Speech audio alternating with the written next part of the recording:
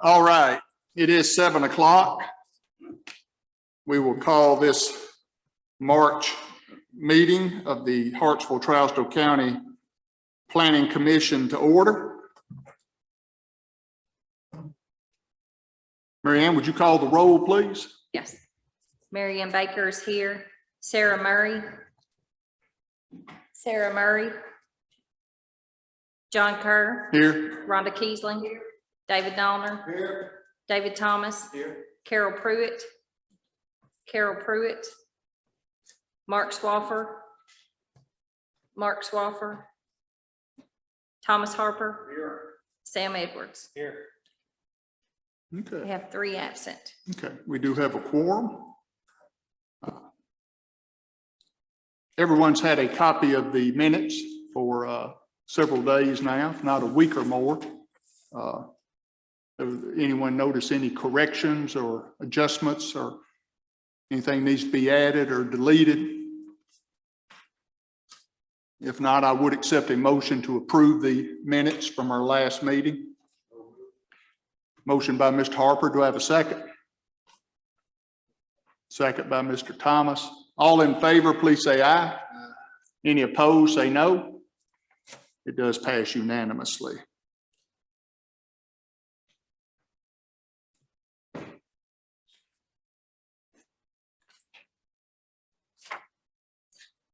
So, is this thing on the agenda? No, that's your old business. First thing you did.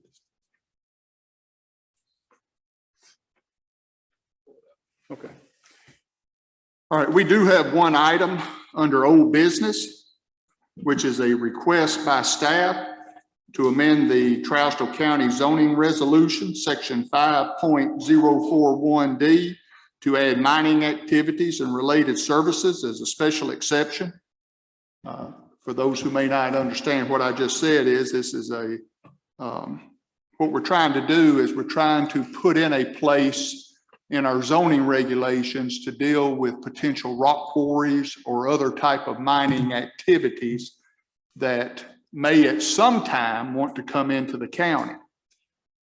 Most of you probably know that if you do not have it already in your regulations, then someone can ask you to put it in any zoning that you have. So we're trying to deal with this on the front end, just in case this issue comes up, and we'll be able to manage it a lot better. So we do have a really good crowd tonight, which is somewhat unusual, but I wanted everybody to understand what this first item is when you think of mining and that type of thing. We getting a mine or something? Okay, Mary, would you like to start this? Yeah, absolutely. So for this resolution, the last time that you all looked at it, I had 2 proposed resolutions to add mining activities and related services as a special exemption. Sam had asked that a resolution be reflected that both of the 2 uses, mining and quarrying and related services, were included as the same item. So I have a draft resolution included in your packet that meets Sam's ask. However, I will say that I also spent some time this week reaching out to staff in Davidson County for a recent case to be able to provide to you all a case study on experience related to a rock quarry. I haven't received I did receive a response, but have not dived yet into that response. And I'm hoping for more detail on that as well. I did also ask for guidance from our legal team at GNRC related to an appropriate definition for mining and quarrying that would be consistent with anything in state code, and as well as her review of the proposed resolutions that I put out. I have not been able to get a response on that either yet this week. So what you have in your packet is just a reflection of Sam's request. My preference would be that, and again, you know, the commission can differ on this and the other half of staff can differ on this, but my preference would be that I be given enough time to get guidance from our legal team and make sure I'm confident in this resolution before it proceeds. Okay. Does any members have any questions for Mary? I think what she's telling us is that she's gotten in some information that she hasn't yet been able to look into and would like to have a little more time to go over this. I do think this is a very important subject, and we need to make sure that we get it right, because should this issue come up, and it has before, it's been about 20 years or so, but we need to make sure that we have handled it correctly in our regulations so that we can manage it if and when this issue does arise. So like I said, questions for Mary? Sam, do you have something you'd like to say now, or? I can, if you want me to walk you all through the resolution that's in the packet, I can do that as well. I think that just take it, read it, and next month, hopefully, we'll get the final proposal. Okay. So right now, the resolution includes in addition to section 2.020 of the Trousdale zoning resolution to add a definition for mining activities. This definition is consistent with the Dixon County definition. It includes facilities to crush, classify, separate, or otherwise treat rock or minerals extracted from the ground.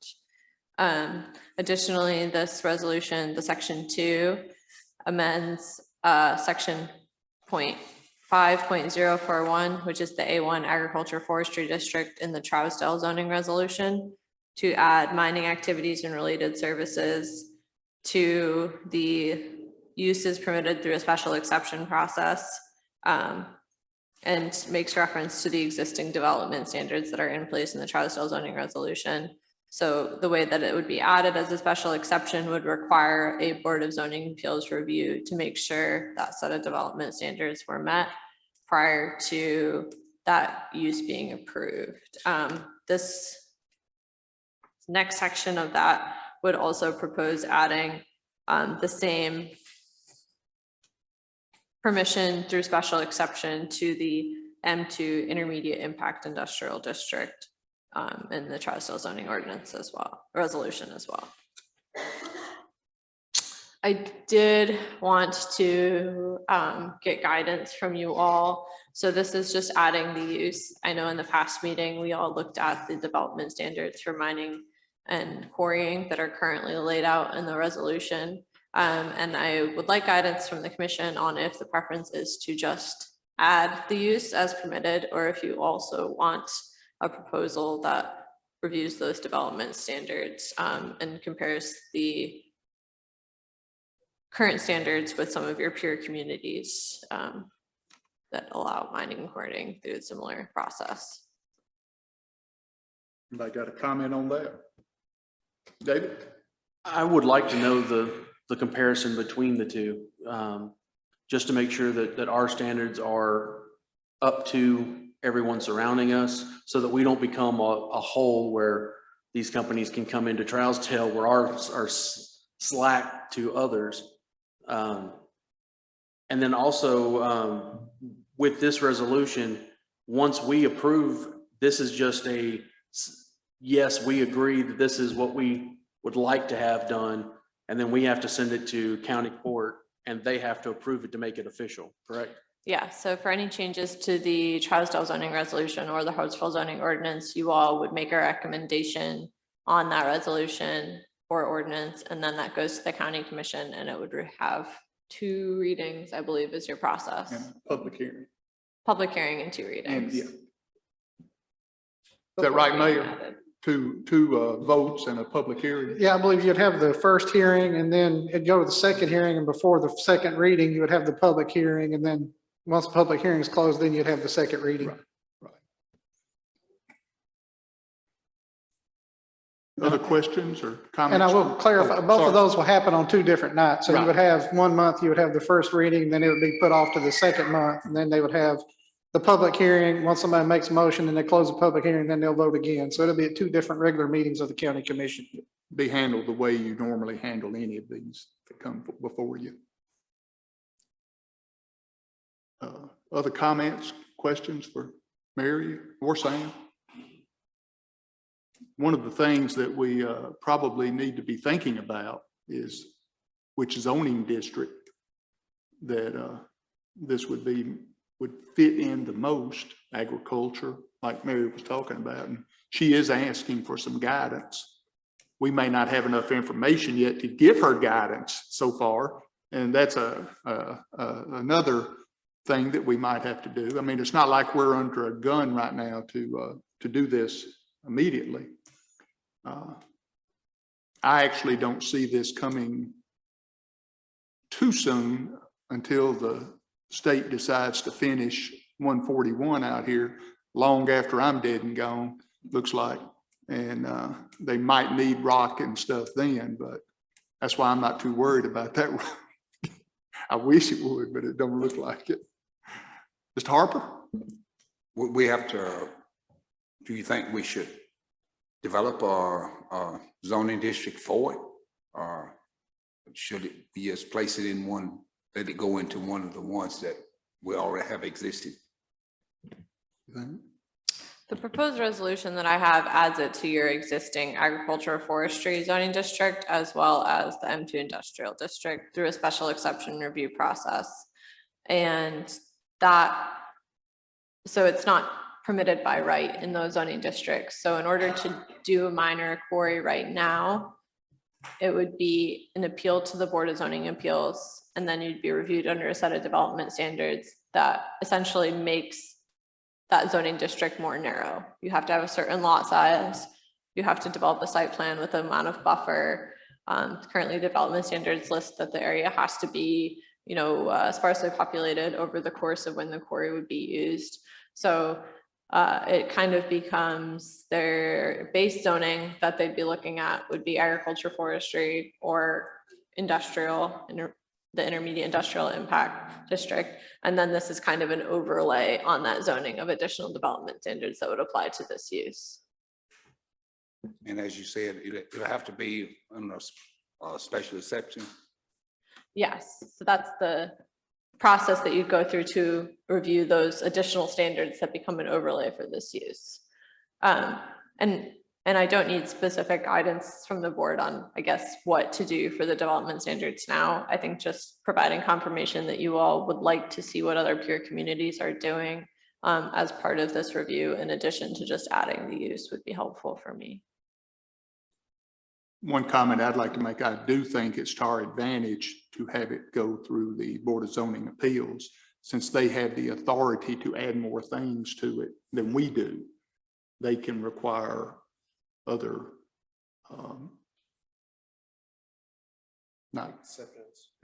exceptions that we don't have the authority to add.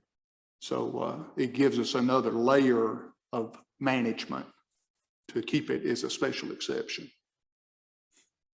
That's why I think it's important that we do compare those standards and make sure that the standards that we do have in place are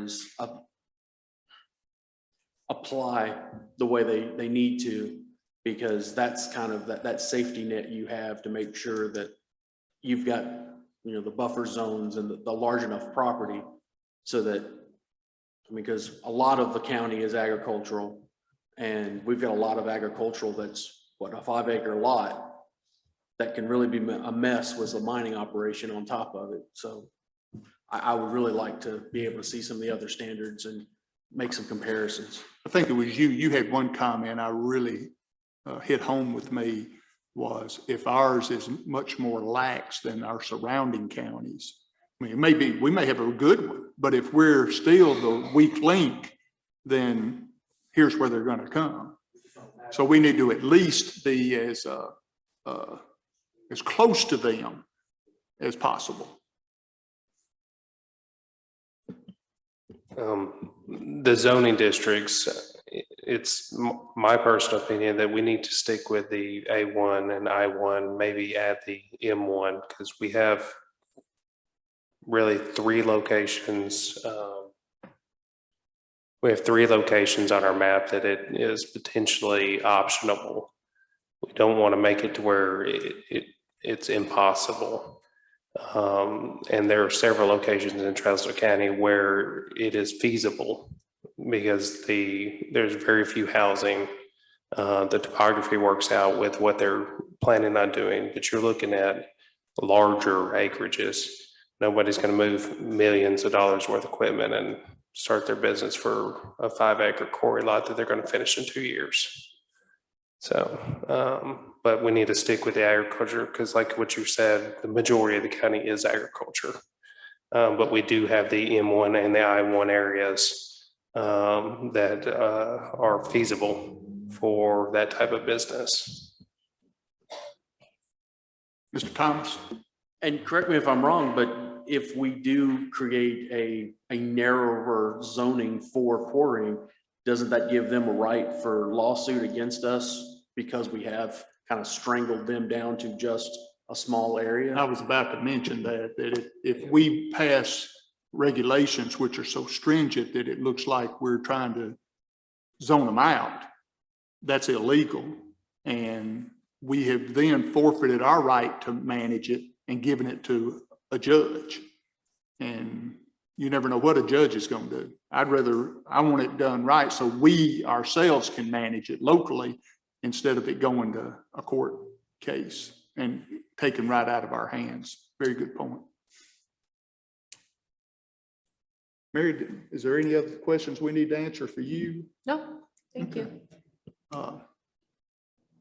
So I think what we're going to do then is just give Mary the. I want to add one thing because I've heard it mentioned a couple of times. I prefer with the mining activities to, if it comes forward and we decide upon a site that works, for it all to be done on that site instead of requiring 2 different locations. Because then you're talking about extra hauling. If they mine it and they crush it and then haul it where it needs to go, then that's one trip instead of hauling it to a new location and having to process it and do stuff like that. Is that normal? That's what the proposed ordinance change is. The previous commission I brought forward to draft resolutions, one of them having the uses in one place, the other separating the uses. This one that's in front of you this evening has them together. That just seems like it would bring extra damage to the roads leading from one property to the other. Incidents of, whatever load they're bringing falling off, damaging vehicles. I mean, that just adds all kinds of issues there that we have no control over. So I think what I'm trying to ask the planners is for Mary, when she's looking into this, we are going to look at the A1 area, the M1 area, and the industrial area. So we'll be adding one extra zoning because we do have a spot for that extra zoning that it could be viable. I do want to just ask, can you clarify that, what you're saying as far as the zoning districts? Because I think you're referencing something that's in Hartsville Urban Services District, which would be under the ordinance, as well as something separately, which is under the zoning resolution. So I want to be sure I understand which zoning districts you're referencing. So I believe in the Trouser zoning resolution, there will just be M1 and M2. I1 would be applicable only in the urban services district. So are you asking that we also add this in the urban services district under I1? Yes.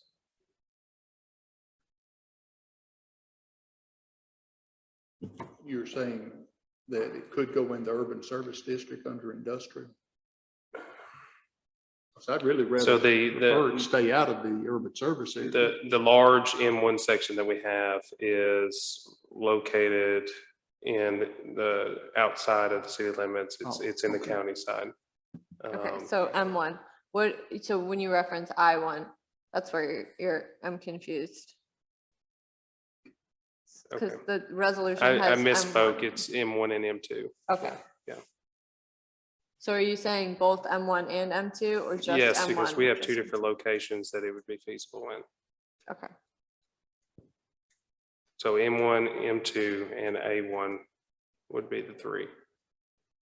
And that really, I mean, either way, it's going to be narrowed down to, they have to have the right size of lot. They have to meet all the other criteria of the feasibility of how many houses are around it and the size of road that they're accessing. So it's still going to be narrowed down, but it doesn't, like you were saying, cut them off at the knees. So. Any other questions? I have a question. So I know at our last meeting, we were leaning more towards keeping everything in one place versus separating processing and quarrying. However, obviously that is going to have wear on the roads, but my thought is from a business standpoint, they might be less likely to come here if we separate processing and quarrying because it is not fiscally as responsible to have to go between two locations to make that happen. I don't know. I think that if they, like I said, if this road is going and all the rock and stuff they're going to need, the amount of money that's in a state road contract may overrule that thinking, and they're just going to do whatever they have to do to get that contract. Personally, I'd rather see it all on one site from a management standpoint. I don't think we can keep them out or make it so hard that, and we don't want to. Again, a judge we've had that happen years ago, will rule on you, and with Mr. Harper. And, but we need to keep it where we locally can manage it. But that's a good point, and thought of it that way. So Mary and I brought this forward because what we've got in our ordinance is open-ended. We're just trying to add to it. Right now, it can go in any zoning, period. And I mean, if they can find a feasible area, which I can find several, that would drop it right into R2 area. And we don't want that. So we want to designate it as specific zoning. Yeah.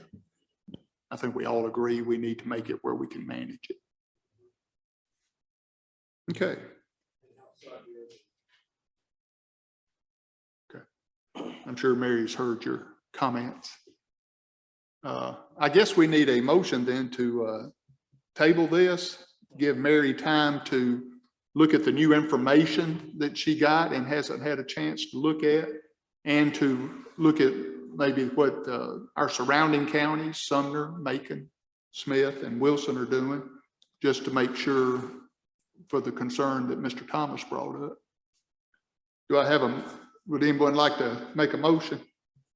I make a motion that we put this off to next month so they have a chance to review everything that's been spoken about tonight. Okay.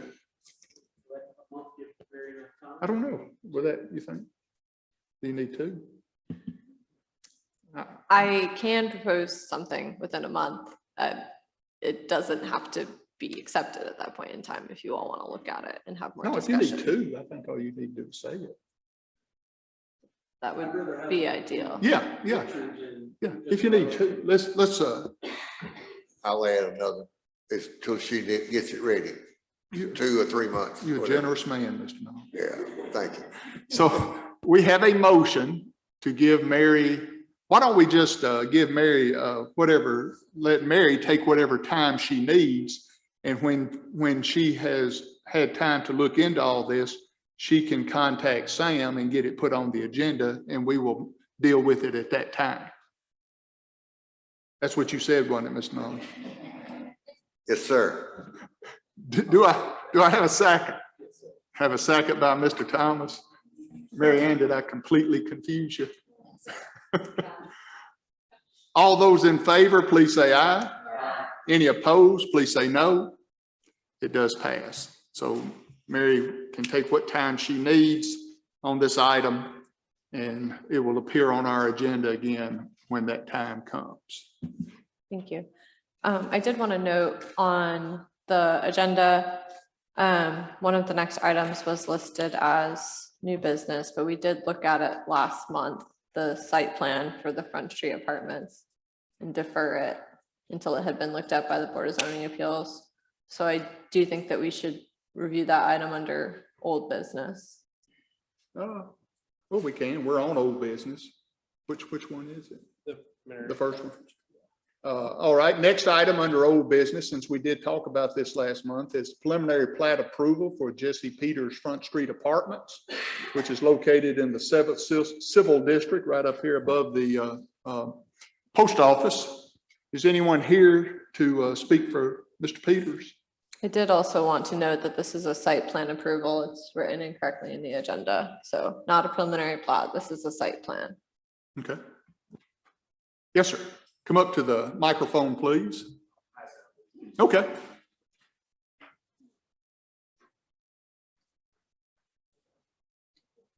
Mary Ann, did you notice 2 more came in? Okay.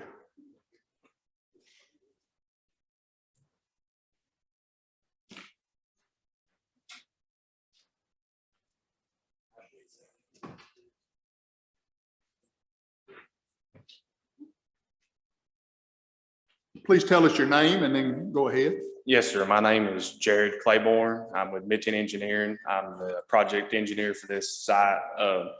We did get the Board of Zoning Appeals to approve our buffer request to be removed, or to appeal the buffer request. They did approve that. So I have revised the plans from previous month to match what the comments that Miss Mary gave us. So everything should be according to the way it needs to be, is according to her comments. So. Okay. Anybody have any questions for this gentleman before we move on to Mary?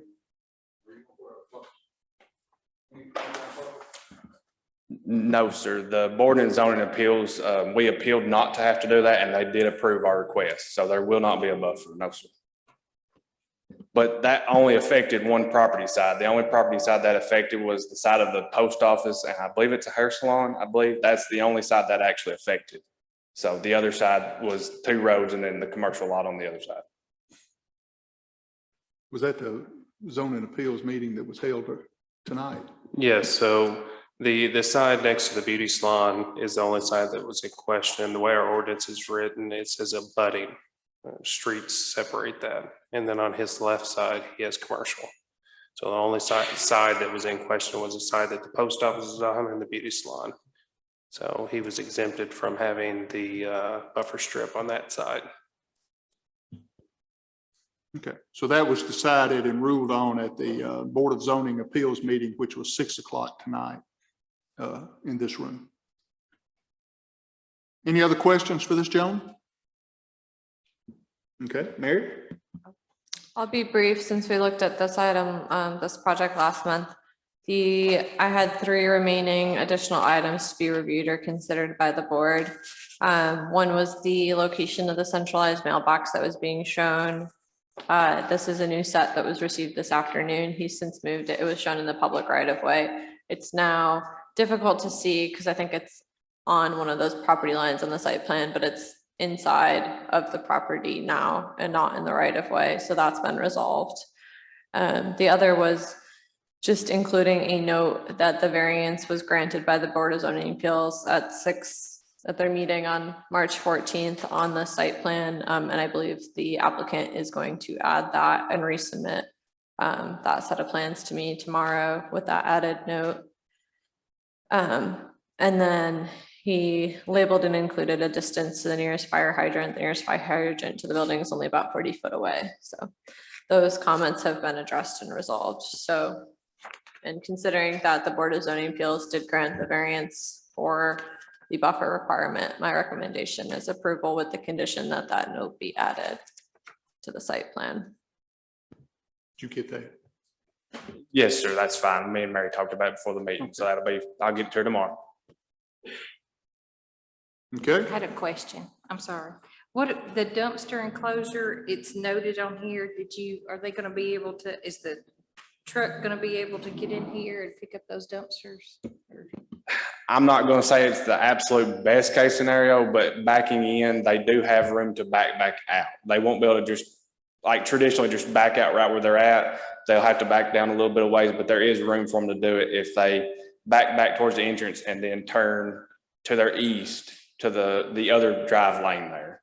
So it works, based upon the sizes and everything. That's our only option as far as putting that in there. And it did require a quite extensive retaining wall to do such also, but we made it work, so. so I think what he's saying is it works, but it's tight. You don't want me back in that truck. Other questions?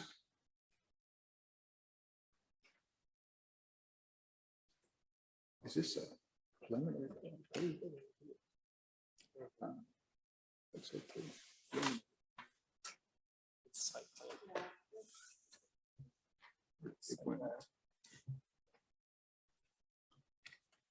All right, comments from the commission members?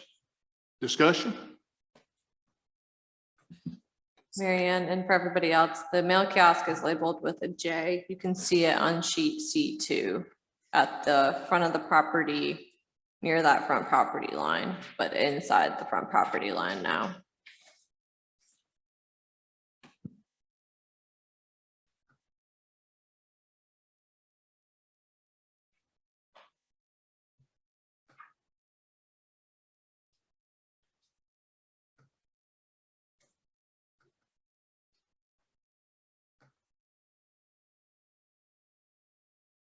Thank you.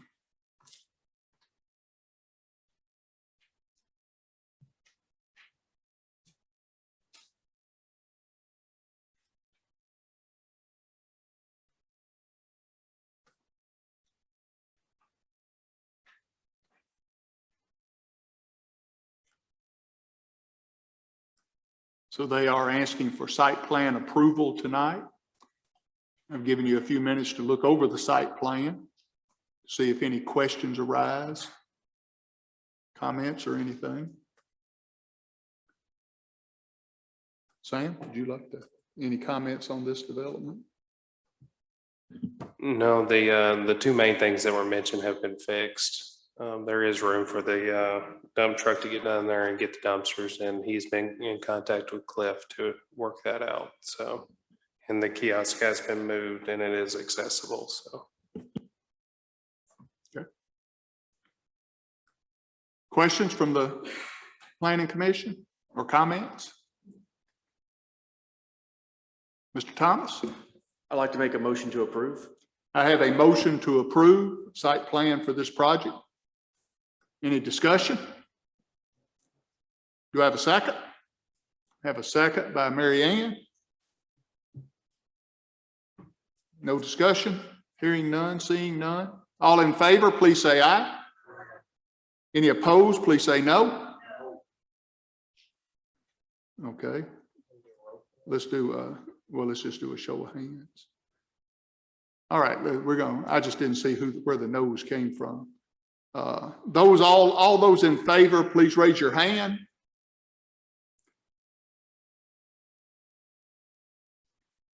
Did you get that, Mary Ann? Have to make sure our secretary gets this. All those opposed, please raise your hand. So the vote is 6-2. Site plan is approved. Okay.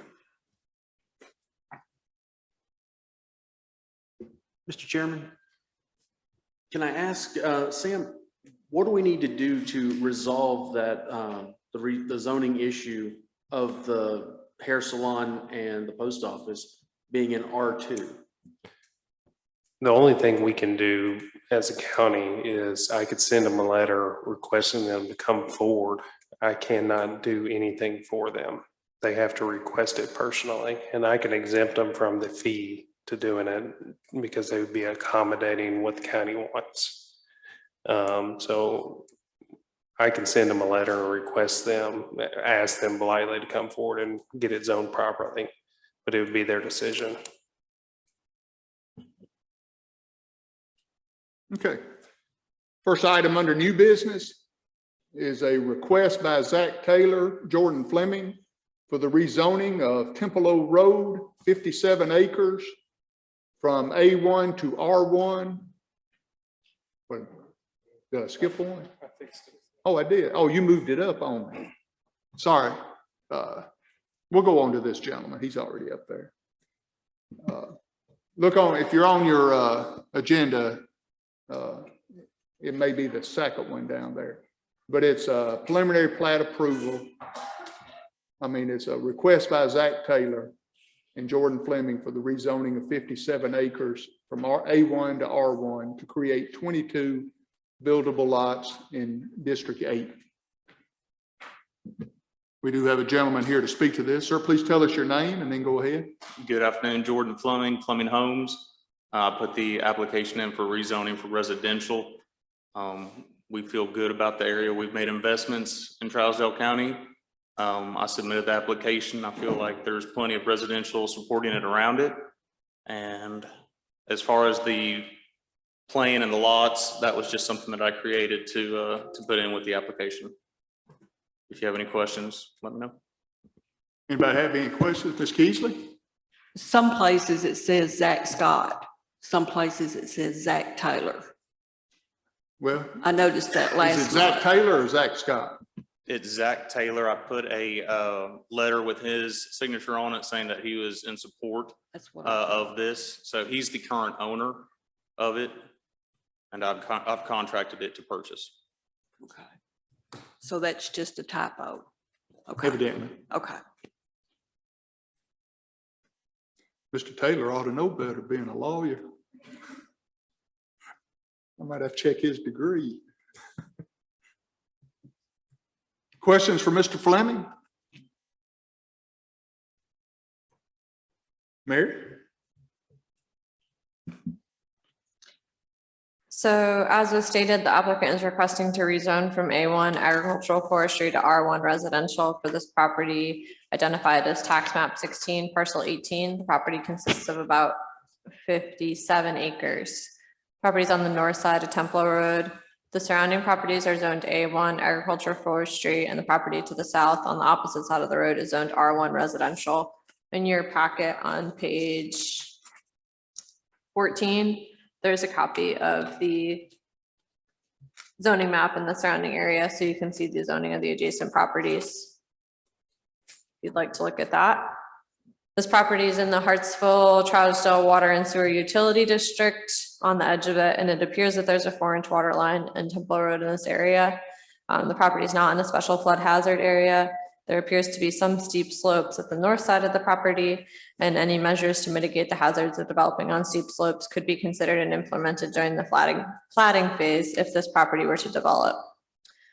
The 2000 Trousdale County Growth Plan identifies the subject area as a rural area outside of the Hartsville Urban Services District urban growth boundary. The plan states that rural areas are not prevented from being used as commercial, residential, or industrial development. However, any such use should be less dense and should retain the character of the area. Low to moderate density would be allowed in these areas. Templo Road is identified as a collector road in the major thoroughfare plan. The description for the A1 Forestry, Agriculture Forestry District, which this property is currently owned, is listed in your packet.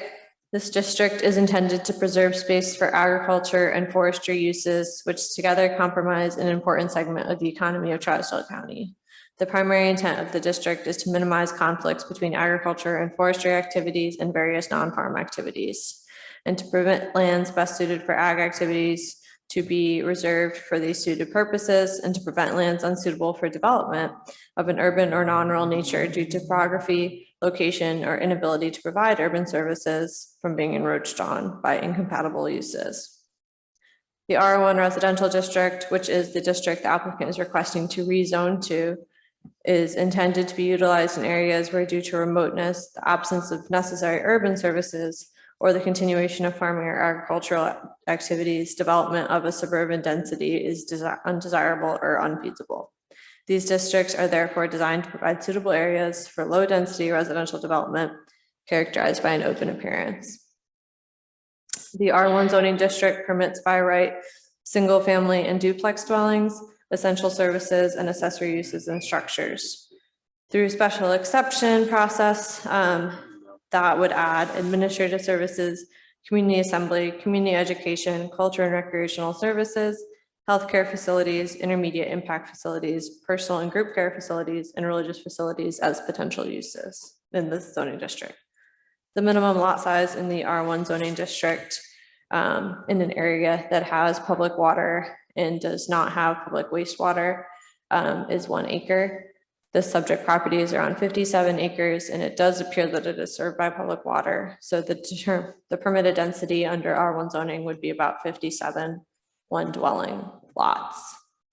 In staff's rendering of this rezoning request, the property may be partially constrained by steep slopes. And again, as I mentioned, that could be reviewed for any measures to mitigate those hazards during the platting or development phase of the property. Additionally, there's some concern about potential development creating additional connections on that collector route, but that could also be reviewed, and those connections could be determined at the platting phase as well. The property does have access to water on Templo Road. There is an adjacent property that is zoned R1 on the south side of the road. The R1 district is noted as being suitable for areas where development at a suburban density is not appropriate or feasible. Development in that district is intended to be low density residential. And that R1 zoning district categorization seems to be consistent with what the growth plan designates for rural areas, which states, as I mentioned, that residential development is appropriate at a lower density that retains the character of the area. Thank you, Mary. Of course, before we go to Sam, I just want to remind you that only the county court can rezone property. Our duty is to make a recommendation either for or against. Sam, you have some comments? Mary's covered pretty much everything. The lot directly across the street is about 137 and 150 acres, and it is R1 as well. And there's several other larger lots around there that are R1, but they're not touching. This one is not adjacent, but across the street. So, or it doesn't abut is what I'm saying. So, and you're looking at 2 fairly good sized subdivisions if somebody does develop them.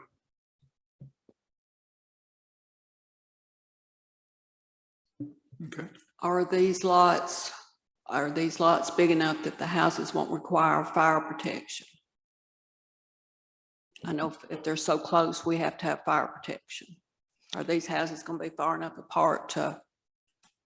There's no houses being proposed right now. It's only a rezoning request. So we'll handle that at the Right, but Planting phase. 22 lots on 57 acres, theoretically, is that not going to require fire protection? The way that the zoning, well, the way that the subdivision regulations are currently written, all lots that are proposed for residential use, if there is water service in the area, should be within 500 feet of a hydrant, and that hydrant should be spaced 1,000 foot apart. Okay. So unless a variance was considered, if this property were to develop under 57 acres, yes, that would require hydrants if the water line is sufficient. I think you have to get to about 6 inch before it's sufficient. And I think in this area, there's a 4 inch now, so. And we would know that more once we get to the platting phase of it and we see the true density of what they're proposing.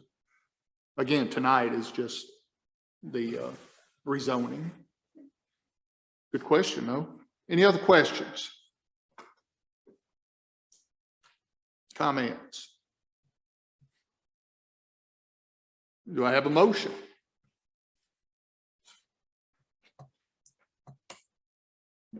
So moved. I make a motion that we approve this request. Have a motion to approve. Yep. Second, Mr. Harper. Have a second by Mr. Harper. So the motion is to send this rezoning to the county commission with a favorable rating or approval. All in favor, please say aye. Any opposed, please say no. We do have one no vote. Yes, sir. All right, now we'll go back up to the one I inadvertently skipped.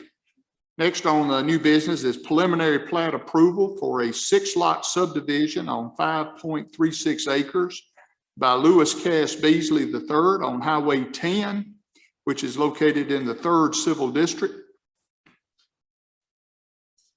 Okay, Jim's representing Mr. Beasley.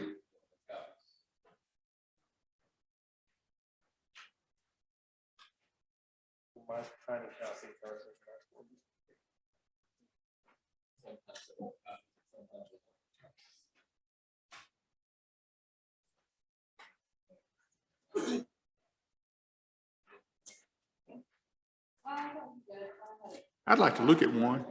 I want to see how we can put 6 on 5 acres.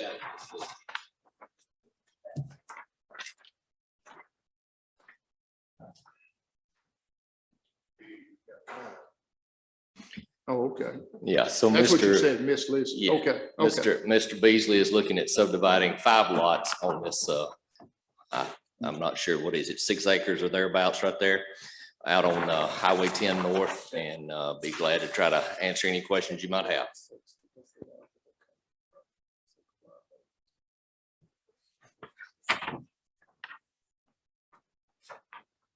Anybody have any questions for Jim? Okay, Mary? So for this project, the applicant's requesting preliminary plat approval for these 6 lots at an unaddressed property on Highway 10. The total area of the subdivision is about 5.36 acres. The property is zoned R1 residential. The minimum lot area per dwelling unit in the R1 district is 1 acre with public water and without public wastewater. All these proposed lots are just over 1 acre. I would note, and maybe this has been updated, let me check actually. Yes, okay. There's a comment in your packet that the side setbacks can be addressed, and they did get addressed on the resubmittal. Those setbacks have been moved to 15 foot on the sides, so that's been changed. For items to be reviewed or considered for variance from the subdivision regulations, there's a couple different items that I want to walk through. The first is related to lots that are subject to flood. Lot 1, you'll see in the subdivision has a flood zone A on it'll be the southern corner, southeastern corner of the property. The applicant has proposed that to address that lot being subject to flood, you just label the edge of the flood zone as the building setback line in order to prevent any structures from being constructed in that area. Staff thinks that that's appropriate, but just would also additionally note that any soils area should be outside of that flood zone per what's in the subdivision regulations as well. So what's listed in subdivision regulations is that additionally extending a sufficient distance to include areas for subsurface sewage disposal if the lot is not to be connected to a public sanitary system.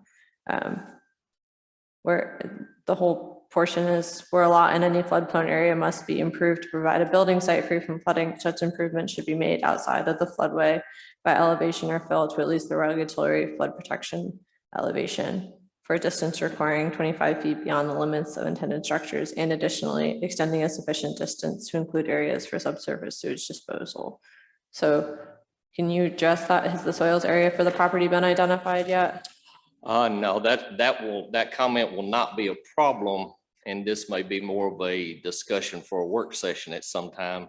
That is outside of TDEC's normal regulations, but for this particular lot, that will not be an issue. Okay, I guess the only other item that I have related to the flooding is that if there is any regulatory flood elevation or protection elevation associated with this. There's burn not, panel? this Okay. is a zone A, it's an undefined elevation. Okay, unstudied, okay. So I think providing that, labeling that edge of the flood zone A as a setback for the building would be appropriate. That's not a problem. We can address that on the final as it comes in. Okay. The next item is related to subdivision regulations, section 4-102.402, as well as 4-103.107. And this portion of the subdivision regulations relates to access to arterials and collectors. Highway 10 is an arterial, and when a subdivision borders on or contains an existing arterial, the planning commission may require that access to that public way be limited by, there are 3 different options listed. And these are intended to prevent creating 6 connection points onto an arterial roadway. And those options include asking that the subdivision of those lots back on an arterial collector in front on a parallel minor route. There's no parallel minor route in this case, so that wouldn't be an option for this particular subdivision. A series of U-shaped public ways or short loops entered from and designed generally at right angles to such a parallel public way, with rear lines of their terminal lots backing onto the arterial collector, or a marginal access or service public way separated from the arterial or collector routes by a planting or grass strip and having access at suitable points. So essentially the options that it's providing there are like a turnabout that's more of kind of a loop for all the lots to access, or just a service road that comes off and serves as the driveway for all these properties collectively, as opposed to each of those 6 lots having an individual driveway. The last item to be looked at in the subdivision regulations, and we've talked about this before, but there is a provision related to the length around a block. It's 4-103.106 that states the block lengths in residential areas should not exceed 1,600 feet, except as the planning commission deems necessary. The block length in this area, because it's on an arterial, is going to be, and it's not in a well-developed area, the county is going to be well over 1,600 feet. And again, I've mentioned this in the past only because this is the opportunity where you'd review something if you did want a road connection to be created. But there's nothing in the major thoroughfare plan. And as I mentioned, this is really not as much of a developed residential area. So this would likely not be an appropriate location to require a road connection there to resolve the block length issue. And the last item that I wanted to mention, this is not prevalent. I did just want to make the note to you all that we do have the provision requiring sidewalks along existing streets. And that provision says that sidewalks are required along existing streets when sidewalks presently exist upon the property that directly adjoins the proposed subdivision or are included within a plan for pedestrian ways. So we're not looking at sidewalks for this property because there's no adjoining sidewalks, and I am not aware of any plan for sidewalks that would adjoin to the property. So they're not being required in this instance. The items that are listed down at the bottom, as far as providing contour lines showing any culverts, those have been addressed in this resubmittal. The existing structures that are currently there are being removed. I did not check the distance to the nearest fire hydrant, but that may need to be considered. Off the top of my head, I'm not aware of what size water line is in this area, so I don't know if it's sufficient for fire service. And then the last that I had there is just a question for the applicant, if 6 lots would be required to have a shared mailbox from the Postal Service, if we know. To the best of my knowledge, on the existing infrastructure street, they're not going to require that. Okay.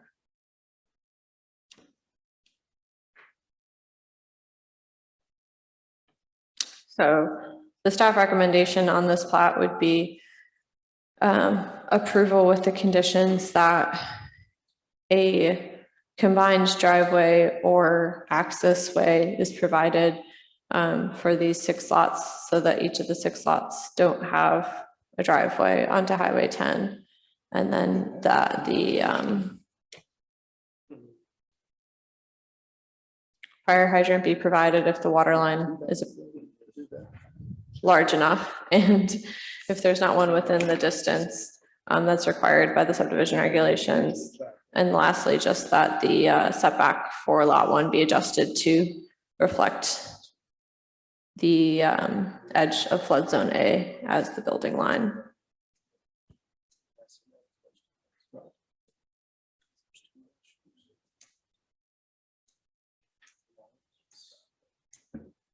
Mary, just to clarify, if a motion was made to approve, since sidewalks are not required, would that motion still have to be made with a variance?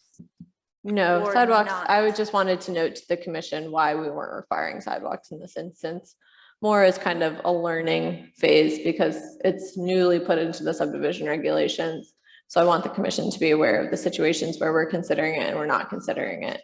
In this case, there's no adjacent sidewalks and there's no plan to add sidewalks to Highway 10 that I'm aware of. So that is a relief from that provision in the subdivision regulations.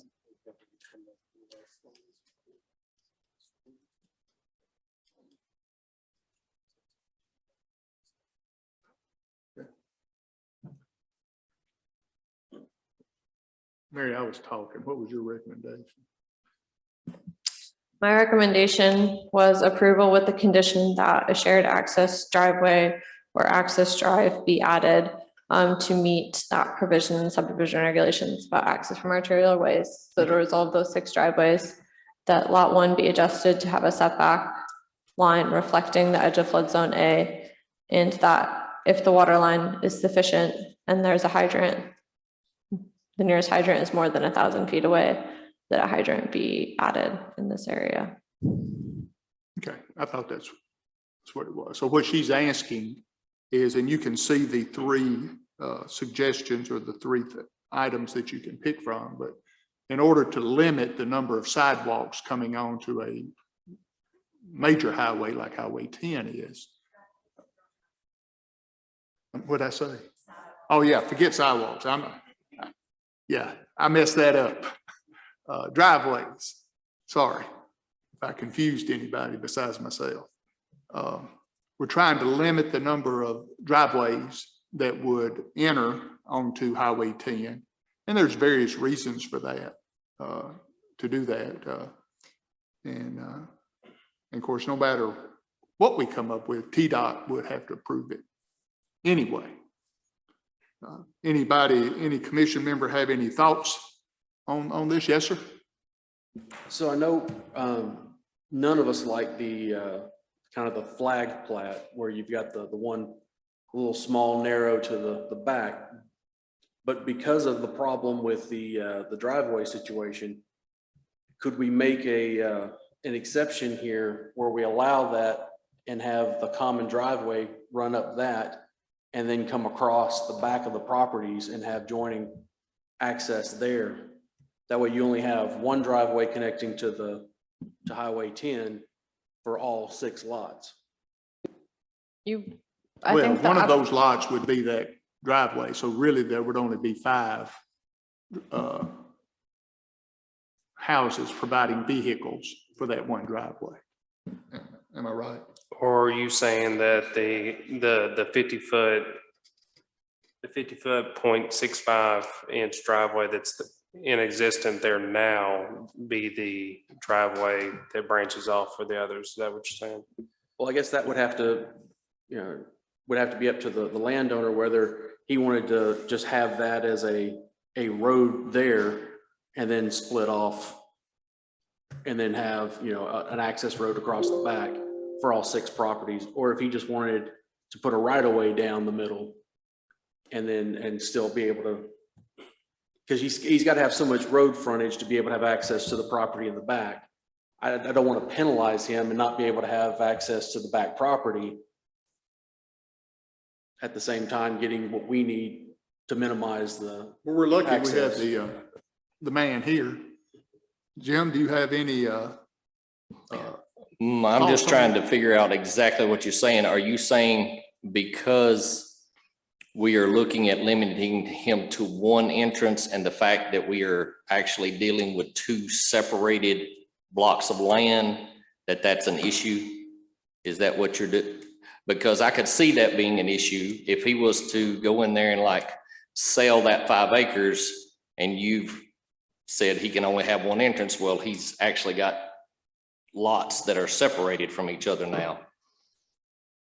Does that make sense, what I'm saying there? it does. And I guess what I'm just trying to come up with an easy solution for him that makes everyone happy, where if you've got the one road that runs up the middle of that 50-foot in between the lot 3 and 4, you put the road there and then tee it off against the road, drive across the back. Yeah, I think access to probably all the the best thing to property. do is just probably let him look at where it needs to go in. Just put one entrance and he can go across the front or he can go across wherever it's feasible off of the right of way there.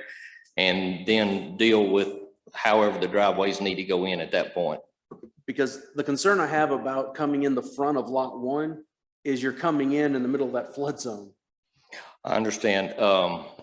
Well, I live out there and have for 30 years now. That flood zone ain't real, but still we have to deal with it. So I understand that, but if we actually come in from the north end and come down, if you don't mind, hang on just a second. I think we can come in and not even have to address that flood zone, maybe stay above it right there. Above it. Above, outside of the flood zone and not have an issue right there. So you're just cutting the corner there off lot 2 for the drive going into lot 1? Is that what you're saying? Come off the road further right there above the Okay. flood zone area is what I'm saying. I think Jim made a good point that if we want to restrict it to one access, then that's what we need to do. Let the owner work with his surveyor to figure out what's best for his property. Other comments, questions? Yes, sir. Northeast is 1.5 miles to the nearest fire hydrant. How close is the nearest hydrant southwest?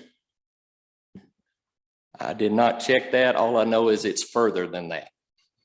Further than 1.5 miles? Yes, sir, it is.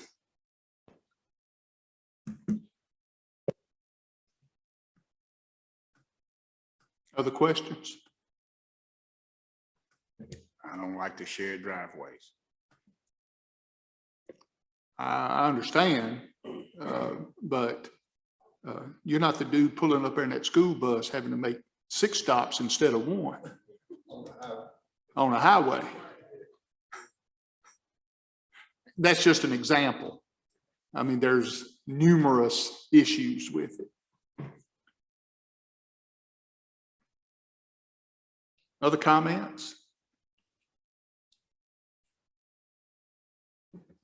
Sarah? I have a question. Ultimately, even if we gave recommendation to have shared driveway, or if we give recommendation to not have a shared driveway, it ultimately comes down to TDOT, right? TDOT would have to approve either plan. Okay, But if we stick with our regulations and go with those type things, they typically lean in favor of that. okay. Typically. I mean, that's the state. You can predict the state, you better than I am. I'm just a little concerned about the hydrants being so far away, that there ought to be something closer. Well, that's more of a water department issue. I know that as lines get put in and things like that, they'll be required to add more.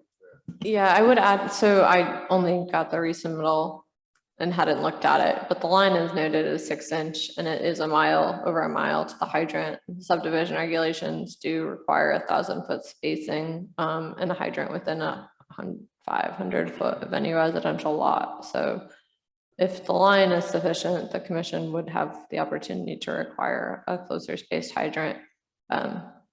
Again, pending approval from the water department if the line is sufficient in this area.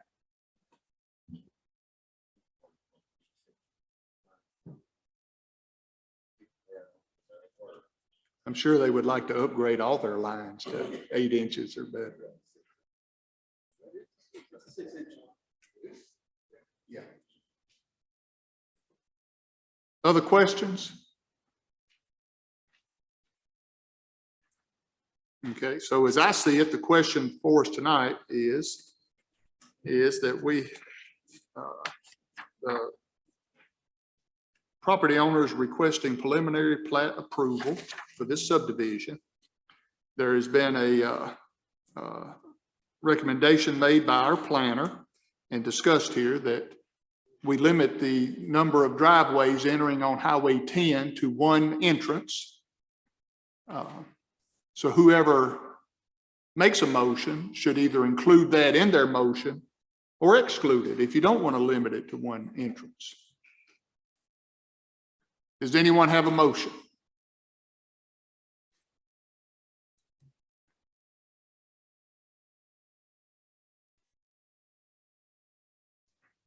We're doing good, guys. I can wait. I all will night. make a motion. I'm sorry. I'll make the motion to approve this request with the 1 shared driveway going above the flood zone in lot number 1. Is that right, Jim? Is that what you thought you could do? Yeah, I think we can accommodate that. Okay. I have a motion by Ms. Keesley to approve the preliminary plat approval. They'll have to come back with final. So we'll have another look at this with a 1 shared driveway for the lots, which can avoid the flood zone. Do I have a second? Second by Mr. Noller. All in favor, please say aye. Any opposed, please say no. It does pass.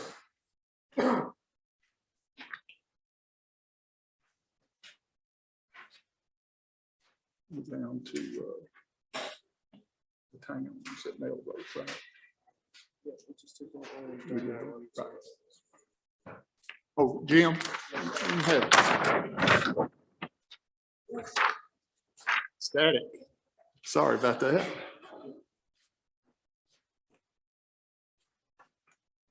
All right, next on our agenda is final plat approval for the Towns at Melrose, which is a town home subdivision on 11.15 acres located in the 4th Civil District. Jim, I believe that's your project. I would just like to note before we dig into this project that I only received a copy of this final plat when I was en route to here for the meeting this evening.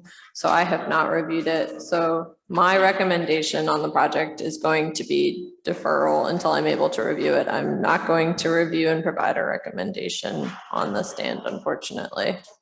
Nothing has changed.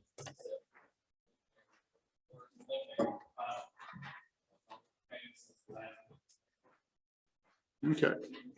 So did everybody understand what your planner said? That she's just now seeing this and that she does not plan to offer a recommendation on the plat she just got. And her recommendation would be to delay it until next month, so give her time to study the plat. Jim says everything's fine, that it's just like it was last week. Yes, nothing has changed on the plat from a survey perspective, other than it says final on it instead of preliminary. Okay, so So just to let you know, if you want to consider it, I don't really have any comments. If you have questions for me, that's fine. But probably most of the questions that you're going to address will probably be to Sam. Okay. I just wanted to make sure I gave what Mary said and what you said. Does everybody understand what? Oh, okay. So Mary, you don't have any comments, do you?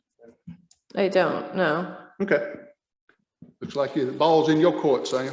So the two biggest things that were requested from the previous meeting was the trash can situation, which I have a letter from Cliff Salee here saying that they've come to an agreement. They are going to do individual trash pickups for each house. And that's your public works director making that decision. And I have his signature on it. And then the other one was the HOA policy, and I do have a copy of the policy here if anybody wants to peruse it. But they do have the HOA policy that covers everything that is listed on the plat there. Okay. I don't know if any other members of the planning commission have spoken to any of the neighbors or anything, but I have. And one of the concerns that was brought to me was the buffer zone between the project and the neighbors to the Melrose Avenue side or Melrose Drive side. Sam, since you're the one that that checks on that and everything, would you like to explain the buffering? So the buffer that's going to be required is the same that we would require for any of them. The only tweak to it is they're only going to have one row of vegetation. They are still going to have the 8-foot fencing that's opaque, can't see through. Traditionally, most of these subdivisions, it's going to be like a white vinyl 8-foot tall fence that blocks any view. And then they're going to have, there's 3 different types of trees. I remember one cypress and there's 2 other types, but they're evergreen. That's going to stay full all year round. This is something that the planners have discussed in the previous meetings that I am going to work with the owners as this vegetation barrier goes in. And make sure it's full enough to meet our requirements. But you are looking at an 8-foot fence that's opaque and a vegetation barrier of evergreen trees. Okay. I was also made aware, Jim, I was supposed to ask you this, but I got here a little later. Are you aware of a well that's on that property that could possibly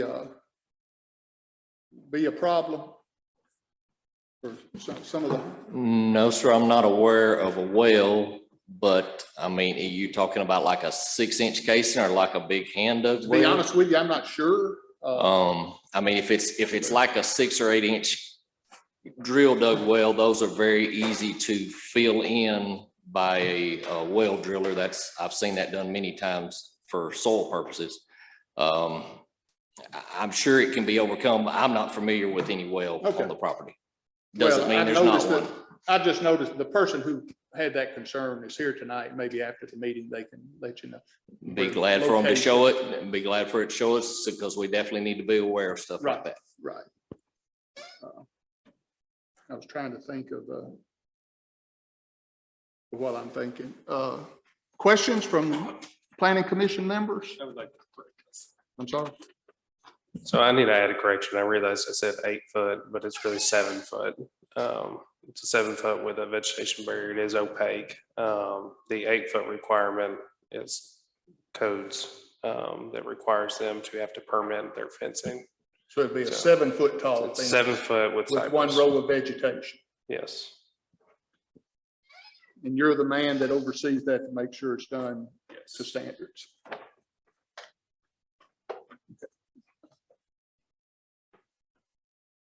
I have a question.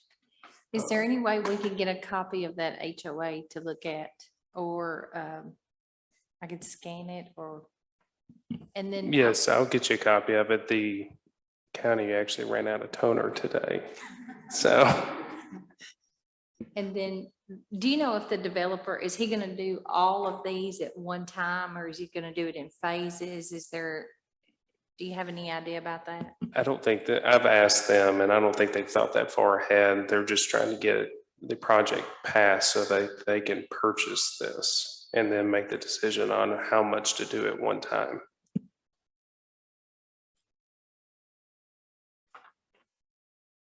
Is that all yours, maybe? Generally, just put it out there. Generally, most contractors do 5 at a time. Some of these are in 6 home pieces. If they're going to do one, they'll do all of them in that one piece at a time. I don't know their capital, so I can't answer you on how many they can afford to do, but generally it's the max I've seen is 5, 6 at a time. So, but if they have more capital, they could do all of them at a time. If somebody wanted to do, let's say, a 6 in a block, is that 6 building permits or is that 1? 6? Okay, I didn't know how it worked. We can do it separately, but these are individual homes, it's not apartments. So if they finish them in sections, we can separate. Oh, them okay, out. that's a good point. Did y'all hear what Sam was saying, that these aren't apartments, they're individual homes that, so that would require a building permit per home. So with apartments, we usually say 1 through 4, and we put it all lumped under 1. But with this being a townhome, like the other townhomes we just did, I separated them up into individual pieces so they each have a permit. That way there's a folder for each one in case somebody needs to pull it and they're not pulling an entire project. Mr. Thomas? So, correct me if I'm wrong, but there are no regulations as far as restrictions or accommodations that the builder has to abide by as far as turning lanes or traffic improvements onto Melrose from this project, correct? Not on a county road. Okay. If it were a state road, TDOT would speak to that.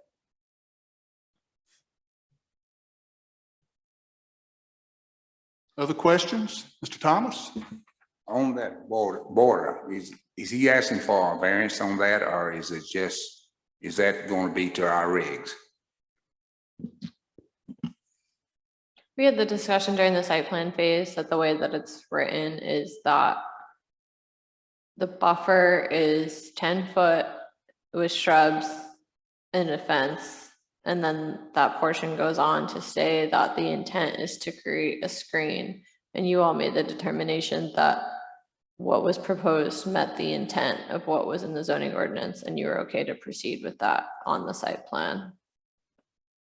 If you recall. That's already been approved. So that's not part of consideration for this Right. plat. That site plan was already approved. We approve that the developer work with Sam and get it up to that what he says goes.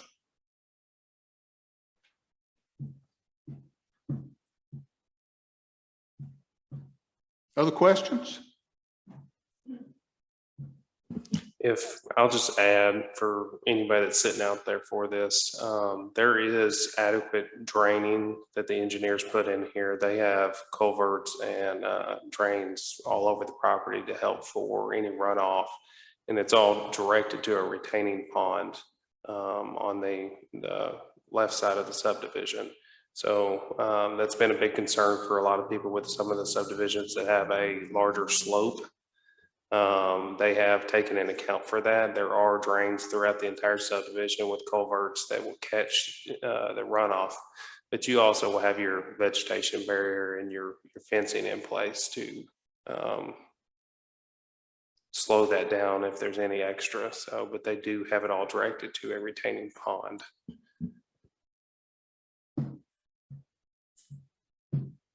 Questions?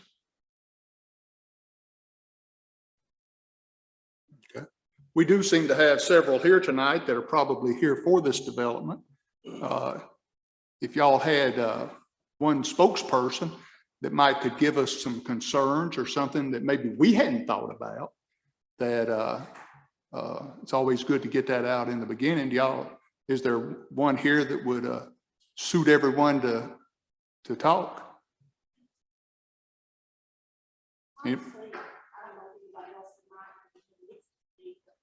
Okay, Kim, come on up to the podium there.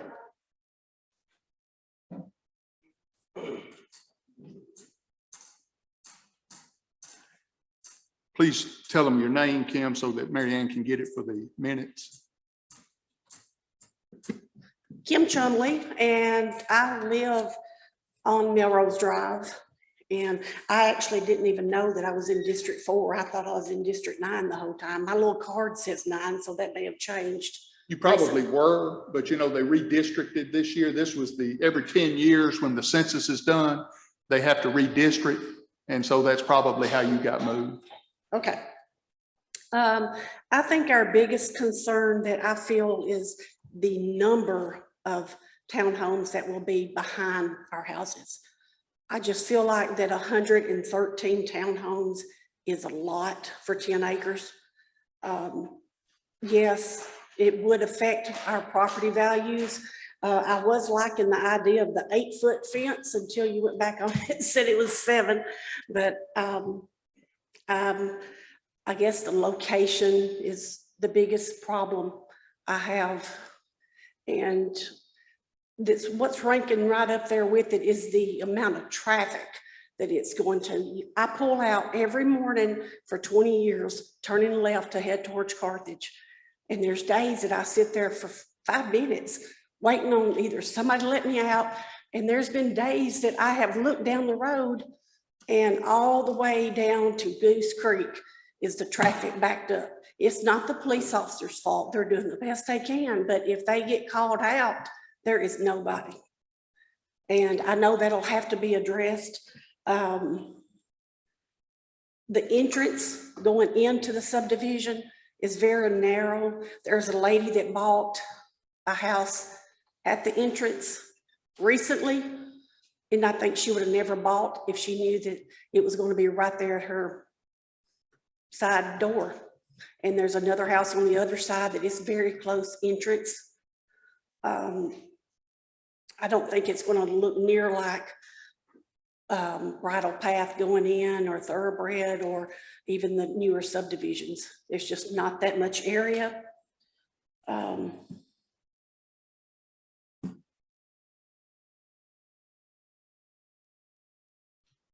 I mean, I think I'm concerned too of the property value of what it's going to do for everybody right in there.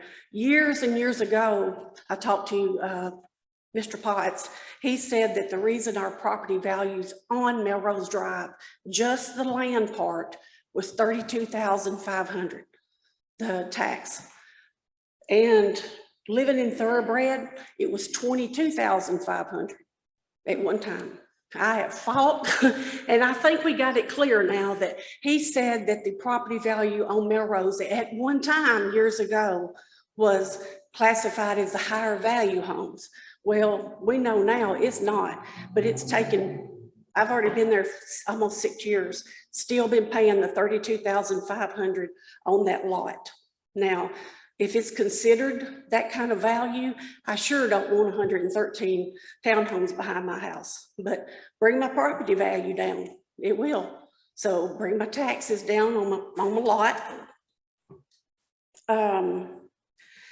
Several places in the paperwork, it shows that it's 11 acre, 11 point? Okay. Yeah, 11.5. The plat that I saw and that's on the tax assessor is 10.36. You think, well, that's not a big deal, but when you pay your taxes, it's a big deal. You want to make sure that you're not being overcharged. Yeah, the official size of the property listed on the final plat is 10.39 acres. That was the 11.5 was something that was taken from the tax assessor at the time that the applicant applied, but that should have been corrected on the agenda. It is 10.39 acres. Okay.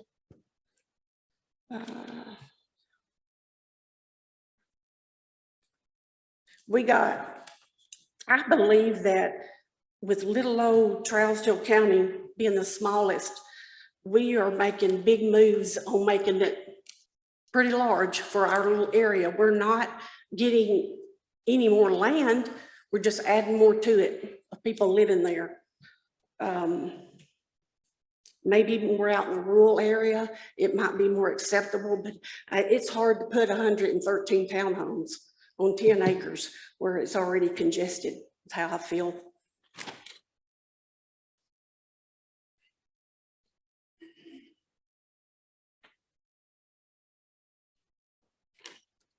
And as far as not being here last Monday, the vidette showed that it was a called meeting upstairs courtroom of the courthouse to approve a plat submission.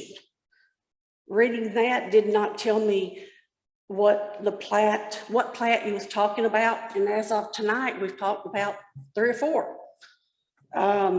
What district was even talking about, it didn't tell you a time or anything. So I have caught the tail end of the meeting on Facebook and didn't even know this was going on.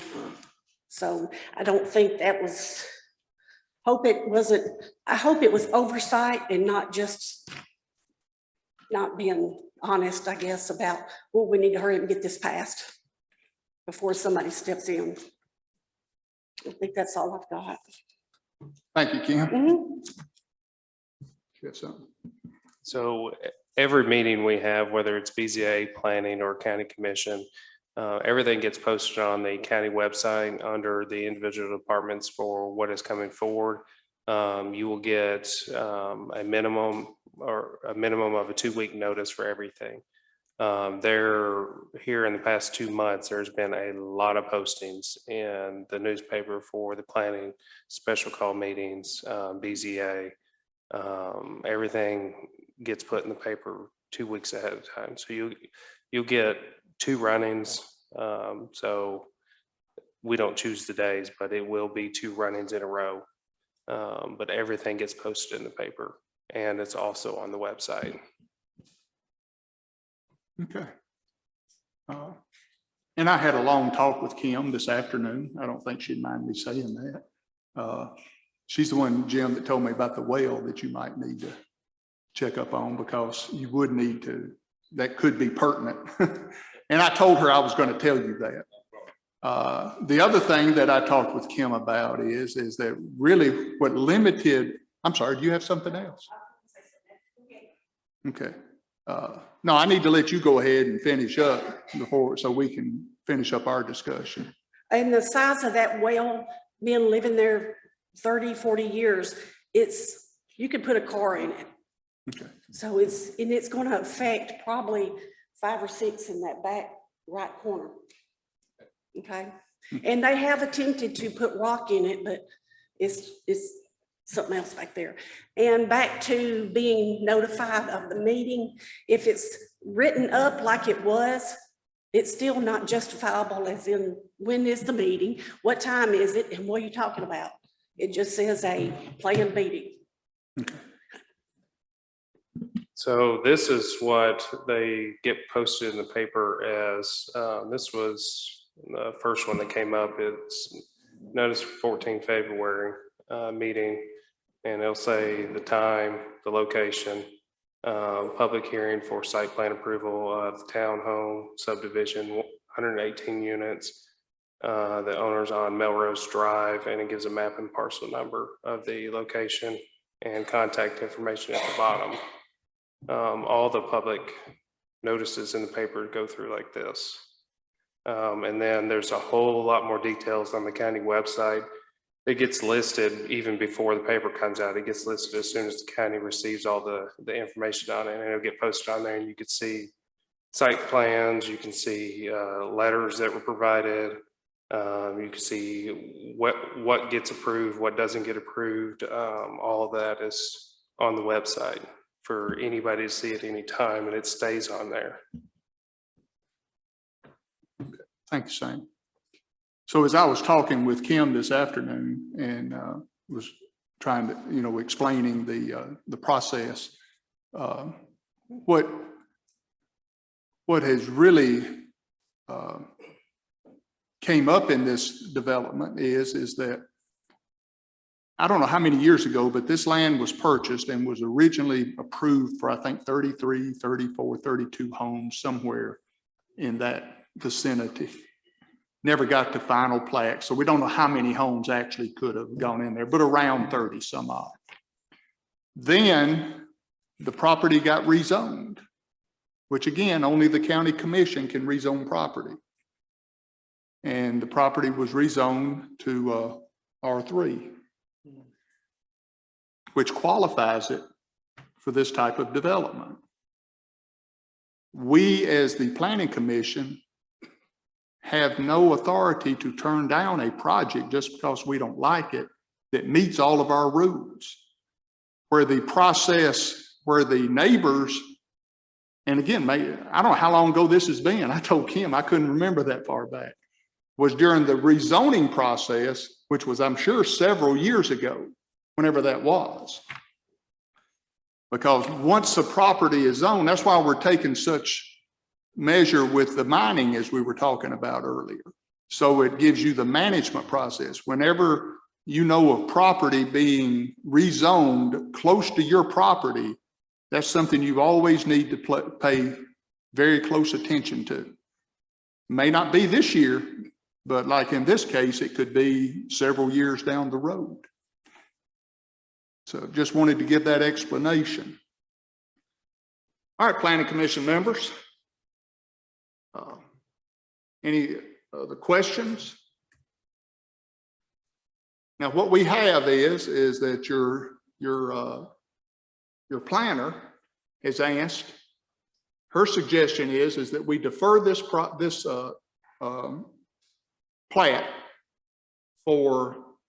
till next meeting in order to give her time to go over it. So that's one option. Or someone can make a motion to approve the plat, or someone can make a motion to not approve the plat. At which point you're going to get sued. Because we can't win that. They meet all our rules. So, do I have any motions? Yes, ma'am. I'd like to make a motion to defer it until the planner can review it. I have a motion by Mary Ann to defer this, to give our planner the opportunity to look over, since it is final plat approval, to look over and make sure all of the things presented are up to our rules and codes. Do I have a second? I have a second by Mr. Thomas. All in favor, please say aye. Any opposed, please say no. This item is put off until our next meeting.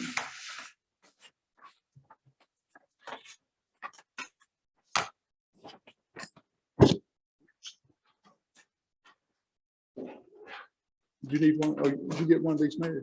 Did you get one? Okay. I do just want to note, so at the next meeting, you will have to make action on the plat. You have to make action within 60 days, so. We'll have to take action on the plan, or it's immediately accepted. Oh, yeah, yeah. Just a reminder, if y'all heard what Mary said, we are required by our rules that at our next meeting, we will have to take action on this plat, or it's automatically approved. And again, that's what we've been talking about, is we want us to be in charge of management and not someone else. All right, any other items to come before this commission tonight? I would like to make a quick statement of the importance that you had just mentioned of when we look at these rezonings and the commission votes on these rezonings, to these questions of, well, what are you going to put on it, are irrelevant. Because as we have seen multiple times now, what they tell us doesn't matter. As soon as we rezone it, they can do whatever that new zoning allows them to do. We need to, as planning and the commission, since they're the only ones who can officially rezone anything, they need to be looking at what does this now allow someone to come in and do in that zoning. Because our hands are now tied. We can't do anything but let the largest housing development in Trousdale County be built on that property. It's a good point. I mean, rezoning is so important, and sometimes we take it as just an afterthought, you know. Sure. So many of you probably know that during the zoning, I've addressed y'all many times on when we have a zoning request come in and somebody comes up with a question of, what are you planning on doing? Doesn't matter what they're planning on doing, because it's not in stone. Like he just said, they can do whatever they want. So word is not law unless it's down on paper. So if they sign for it and we agree to it, then we can hold them to it. But it's a zoning request. Does that zoning fit? And if it does fit, then grant it to them. If it doesn't fit, or if it's questionable, then you have the opportunity to say no. That is when opinions do matter. Is your opinion, does it fit? When we get to this point where it's already rezoned R3 and they meet every rule that we've got, you can't tell them no. They're going to win either way. So we rather have some control than no control, because the moment it goes to the courthouse, they're not going to put stipulations. It's going to be flat by the book. So there won't be any stipulations. So we have the ability to add little things and keep control over and make it a little better. But if you need to stop something, or wanting to stop something, or you're worried about something, it's got to be stopped at the zoning process. And a lot of times our county commissioners, when I was on, someone would always ask, what are you going to do with it? And like, that's good. And then something happens, they go broke or can't get the financing or whatever.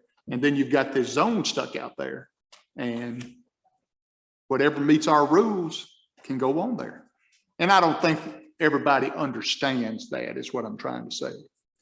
You know, it doesn't really come up until something like this. Any other comments? Yes, ma'am.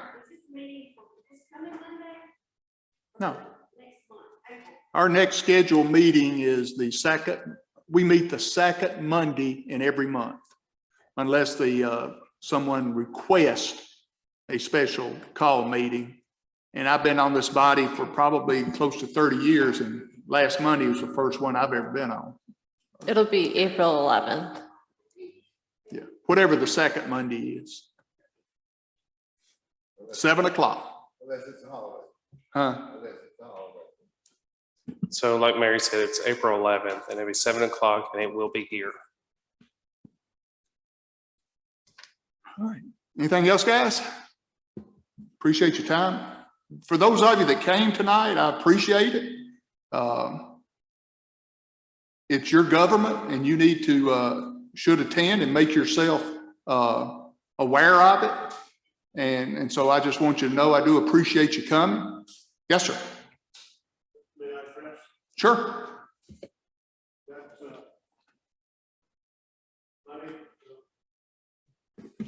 My name's Ed Royals. I am a resident of the neighborhood Hickory Ridge Lane, or Hickory Ridge property. I understood that y'all weren't going to address this tonight, but I think the next meeting you are supposed to address it. And that's proposed Dollar General going into the Hickory Ridge subdivision there. Quite a few of the residents of Hickory Ridge, if y'all want to raise your hand if you're a resident. The proposed plat for the entrance into the Dollar General is our main concern. This proposed plat enters off of the Hickory Ridge Lane Drive. But that's his, that's it. I'm getting your exact location, so I know where you're talking about. Yes. You said Dollar General, and I don't know nothing about a Dollar General. Yeah, okay. Well, there's a Dollar General going in at the entrance of the Hickory Ridge neighborhood. Okay. And the proposal is for the entrance into Dollar General to come off of our neighborhood entrance rather than, rather than off of 25. The absolute logical place is 25. But the proposal is, in the less expensive option, I'm sure, is off of our entrance. That would cause a tremendous amount of stress in the traffic there, especially unloading 18-wheelers in there, trying to get them into our neighborhood, blocking traffic. Emergency vehicles couldn't get in or get out. Traffic would be blocked on 25. We've got children playing in that area. Just a huge concern with having the entrance coming in that way. So anyway, just wanted to go on record as speaking against that. I know you all will, are going to visit that next meeting, but we'll have hopefully a even bigger show of people for that meeting. Well, it's always good to come and represent your own interest. The only comment, again, I didn't even know we were getting a Dollar General moved out there, is anything entrance-wise, ingress or egress onto a state highway is up to TDOT. Nobody in the county has any authority over that. So I don't know if TDOT has already told them what they can and can't do, but I know that TDOT will at some point. Mayor, am I right on that? Yeah, if it's going out on the highway, you're gonna have to deal with TDOT, but what he's saying is that their proposed entrance is actually off of Hickory Ridge. It's not on Right, 25. I understood that. Yeah, but yeah, if it's going out on 25, you're gonna have to deal with TDOT. Right. Yeah. And I don't know if they may have already done that or not. I don't know. I understand that, but the residents of that community definitely need to have a voice in that. I agree. Please have them here and get you a spokesperson, and I will happily let them speak. And we dropped the ball on the zoning when we allowed it to go to be zone commercial, but we're trying to correct that. Yeah, like we've been talking about, zoning is that's the key. Thank you, sir. Yes, sir. Okay. Any other comments, questions from the commission members? Do I have a motion to adjourn? I make a motion to adjourn. Motion by Mr. Noller to adjourn, second. Second. We are adjourned. Thank y'all for coming.